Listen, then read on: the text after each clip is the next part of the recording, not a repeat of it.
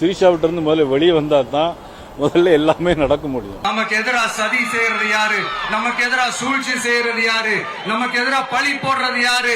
ஏன்னா அவர் ஆளே கிடையாது. எனக்கு கூட்டமா இருக்கு சார். கூட்டம் இருந்தா என்ன சார், ஓட்டு வேண்டாமா சார்? விஜயகாந்த் கூடாத கூட்டமா?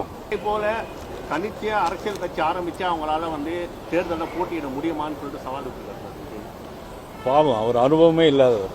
முதல்ல வீட்டில இருந்து வெளியே வரணும். திரிஷாவிட்ட இருந்து முதல்ல வெளியே வந்தா தான் முதல்ல எல்லாமே நடக்க முடியும். 2 வருஷத்துல வந்துருச்சு எனக்கு அப்படின்றத சொல்றாரு சார். அனுபவத்துல பார்க்கணும். உங்களுக்கு சட்டியில் இருந்தா தானே அகப்பியில வரும். உங்களுக்கு இதெல்லாம் இப்படி சார் 32% வாக்கு இருக்குன்னு தான் ஒரு நடிகர்னால சொல்ல முடியுமா? முதல்ல குடும்பத்திலிருந்து வீட்டில இருந்து வெளியே வரணும் சார்.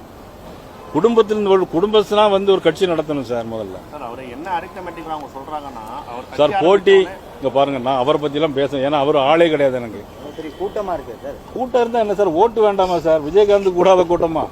ஓட்டு வேண்டாமா? இல்ல சார், அவங்க செய்யப்பட்டவங்க கூட களத்துல திமுக மட்டும் தான் இருக்கு. அதனால நாங்க திமுக மட்டும் தான் பேசுவோம். மத்தவங்க எல்லாமே மக்களால் நிராகரிக்கப்பட்டவங்க எலெக்ஷனு. நான் சொல்றேன், ஒரு களத்துல ஒரு கவுன்சிலர் கூட இல்லாதவன், அதாவது கூரை ஏறி கோழி பிடிக்க முடியாதவன் வானம் ஏறி வைகுண்டம் போக முடியுமா? இதுதான்